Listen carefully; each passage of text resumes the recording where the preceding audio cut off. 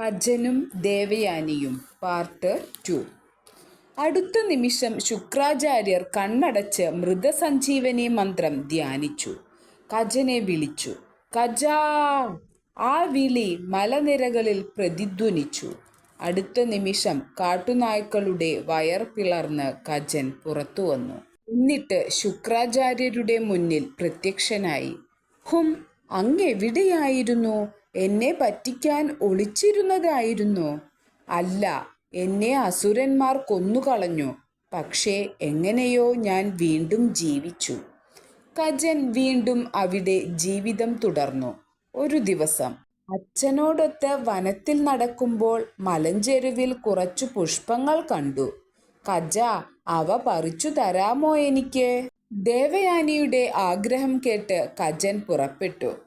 പൂക്കൾ തേടി ഇരുണ്ട വനത്തിലൂടെ കജൻ അലഞ്ഞു നടന്നു. അസുരന്മാർ കാത്തിരുന്നതും ഇത്തരമൊരവസരമായിരുന്നു. അവനെ ഇത്തവണ നമുക്ക് തീർക്കണം. അതെ, ഒട്ടും വൈകിയില്ല. അവർ ആക്രമിച്ച് കജനെ വധിച്ചു. എന്നിട്ട് അവൻ്റെ ശരീരം ചെറുതാക്കി കടലിൽ എറിഞ്ഞു. ഇനി അവൻ തിരികെ വരില്ല. വൈകാതെ ശുക്രാചാര്യൻ്റെ ആശ്രമത്തിൽ. കജൻ പോയിട്ട് സമയമേറെയായി. ഇനി വീണ്ടും അസുരന്മാർ?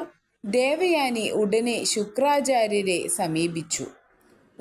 ഞാനൊന്നു നോക്കട്ടെ.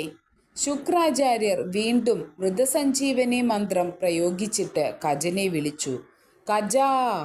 ആ വിളി അങ്ങു ദൂരെ കടൽ തിരകളെ ഇളക്കി മറിച്ചു. കജാ! കടൽ തിരകളിൽ വീണ കജന്റെ ശരീരം വീണ്ടും ഒന്നായി മടങ്ങിയെത്തി. കജൻ വീണ്ടും ജീവിതം തുടർന്നു.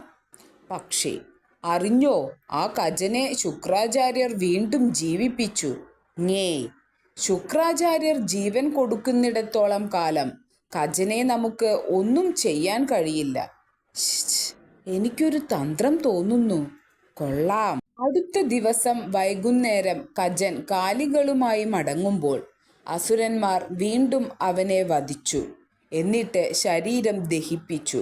അവിടെ നിന്നും ചിതാഭസ്മം ശേഖരിച്ച് മദ്യത്തിൽ ഇളക്കിച്ചേർത്തു. എന്നിട്ട് അവർ മദ്യപാത്രവുമായി ശുക്രാചാര്യരെ സമീപിച്ചു. ഗുരോ, ഞങ്ങളുടെ സന്തോഷത്തിനായി ഇത് കുടിച്ചാലും. ആകട്ടെ. മദ്യം പ്രിയപ്പെട്ടതായിരുന്ന ശുക്രാചാര്യർ ഒറ്റ വലിക്ക് അത് കുടിച്ചു തീർത്തു. പണി പറ്റി. ദേവയാനി കജനു വേണ്ടി അന്നും കാത്തിരുന്നു. ഇന്നും കജനെ കാണാനില്ലല്ലോ. അതാ കാലികൾ കജനില്ലാതെ മടങ്ങി വരുന്നു. ദേവയാനി പൊട്ടിക്കരഞ്ഞു. അച്ഛാ, ഇന്നും കജൻ വന്നില്ല. ശുക്രാചാര്യർ ദേവയാനിയെ ആശ്വസിപ്പിച്ചു. അസുരന്മാർ കജനെ വധിക്കണമെന്ന ദൃഢനിശ്ചയത്തിലാണ്. കജനെയോർത്ത് വിഷമിക്കുന്നത് നിർത്തിക്കൂടെ? ദേവയാനി കരച്ചിൽ തുടർന്നു. അദ്ദേഹത്തെ ഞാൻ വല്ലാതെ ഇഷ്ടപ്പെട്ടു പോയി. കജനില്ലാതെ ജീവിക്കാനാവില്ല. മകളുടെ ആഗ്രഹത്തിനു വഴങ്ങി ശുക്രാചാര്യർ മൂന്നാമതും മൃതസഞ്ജീവനി മന്ത്രം പ്രയോഗിച്ചു. ജീവൻ തിരിച്ചു കിട്ടാൻ കജനെ ഉറക്കെ വിളിച്ചു. കജാ! ശുക്രാചാര്യരെ ഞെട്ടിക്കുന്ന മറുപടിയാണ് കിട്ടിയത്. ഗുരോ, ഞാൻ അങ്ങയുടെ വയറ്റിനുള്ളിലാണ്. ശുക്രാചാര്യർ അമ്പരന്നു. അസുരന്മാർ എന്നെ വധിച്ചു. പക്ഷേ എങ്ങനെ ഇവിടെ എത്തിയെന്ന് അറിയില്ല. ശുക്രാചാര്യർക്ക് കാര്യം മനസ്സിലായി. അദ്ദേഹത്തിന് ലജ്ജ തോന്നി.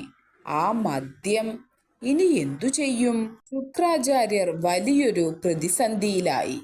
ഞാൻ മരിച്ചാൽ മാത്രമേ കജന് പുറത്തു വരാനാവൂ. അയ്യോ, അരുതേ, ഞാൻ എന്തു ചെയ്യും? നിങ്ങളിൽ ആരു മരിച്ചാലും ഒപ്പം ഞാനും മരിക്കും. ശുക്രാചാര്യർ ആലോചിച്ചു. ഒടുവിൽ ഒരേയൊരു വഴി മാത്രം. കജ, ദേവയാനി സന്തോഷിക്കണമെങ്കിൽ നാം രണ്ടുപേരും ജീവിക്കണം. അതിനുള്ള വഴി ഞാൻ പറഞ്ഞു തരാം. നീ എന്തിനിവിടെ വന്നുവോ അത് നടക്കാൻ പോകുന്നു. ഞാൻ നിന്നെ മൃതസഞ്ജീവനി പഠിപ്പിക്കാം.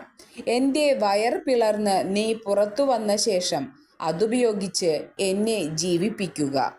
അങ്ങനെ കജന്റെ വരവിൻ്റെ ലക്ഷ്യം പൂർത്തിയായി. അതിനുശേഷം കജൻ പുറത്തു വന്നു. ഉടൻ കജൻ മരിച്ചു വീണ ശുക്രാചാര്യരെ മൃതസഞ്ജീവനി ഉപയോഗിച്ച് ജീവിപ്പിച്ചു. ഇതിനെല്ലാം കാരണക്കാരെ ഒന്നു കാണണം. അദ്ദേഹം അസുരന്മാരെ കാണാൻ പുറപ്പെട്ടു. അസുരന്മാർ കജന്റെ മരണം ആഘോഷിക്കുകയായിരുന്നു. ഹ ഹ ഹ ഹ ഹ, ഇനി അവൻ ജീവിക്കില്ല. നിർത്തൂ, കജൻ ജീവിച്ചു. അവൻ മൃതസഞ്ജീവനിയും പഠിച്ചു. ngേ, അയ്യോ, അതെ, നിങ്ങളാണതിനു കാരണക്കാർ. പക്ഷേ പേടിക്കേണ്ട, അവൻ ദേവയാനിയോടുള്ള സ്നേഹം കാരണം നമ്മെ വിട്ടു പോകില്ല. പക്ഷേ കജന്റെ മനസ്സ് മറ്റൊന്നായിരുന്നു. ഇനി എത്രയും പെട്ടെന്ന് ദേവലോകത്തേക്ക് പോകണം. പക്ഷേ ദേവയാനി. ഒടുവിൽ കജന് യാത്ര പറയാനുള്ള ദിവസം വന്നെത്തി. ഗുരോ, എന്നെ പോകാൻ അനുവദിക്കണം. കഷ്ടം, ദേവയാനി എങ്ങനെ സഹിക്കും? പക്ഷേ എനിക്ക് കജനെ തടയാനാവില്ല. വൈകാതെ ദേവയാനി വന്നോ? ഇനി വിവാഹക്കാര്യം പറയാം. കജൻ ധൈര്യപൂർവം ആ സത്യം പറഞ്ഞു. ദേവയാനി, ഞാൻ യാത്ര ചോദിക്കാൻ വന്നതാണ്. പഠനകാലം തീർന്ന സ്ഥിതിക്ക് ഇനി മടങ്ങാതെ പറ്റില്ല. ദേവയാനിക്ക് താങ്ങാനായില്ല. കജ, അങ്ങേക്ക് എൻ്റെ ഇഷ്ടം അറിയില്ലേ? എന്തിന് ഇത്ര ക്രൂരനാകുന്നു? എന്നെ വിവാഹം കഴിക്കാതിരിക്കാൻ എന്താണ് തടസ്സം? പറയൂ. കജൻ സ്നേഹപൂർവം ദേവയാനിയുടെ കയ്യിൽ പിടിച്ചു. നോക്കൂ, ശുക്രാചാര്യരുടെ വയറ്റിൽ വീണ്ടും ജനിച്ച ഞാൻ ഇപ്പോൾ നിന്റെ സഹോദരനാണ്. എനിക്ക് നിന്നെ വിവാഹം കഴിക്കാനാവില്ല. പൊട്ടിക്കരഞ്ഞുകൊണ്ട് ദേവയാനി കജനെ ശപിച്ചു. മൃതസഞ്ജീവനി പഠിക്കാൻ നിങ്ങളെൻ്റെ സ്നേഹം മുതലെടുത്തു.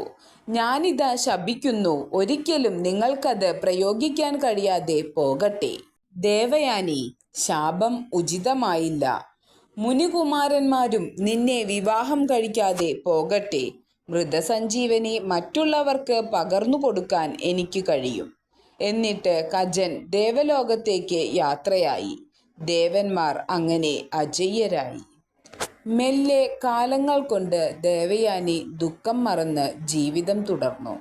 ഞാൻ പൂക്കൾ ശേഖരിക്കട്ടെ അച്ഛാ. ശരി മോളെ.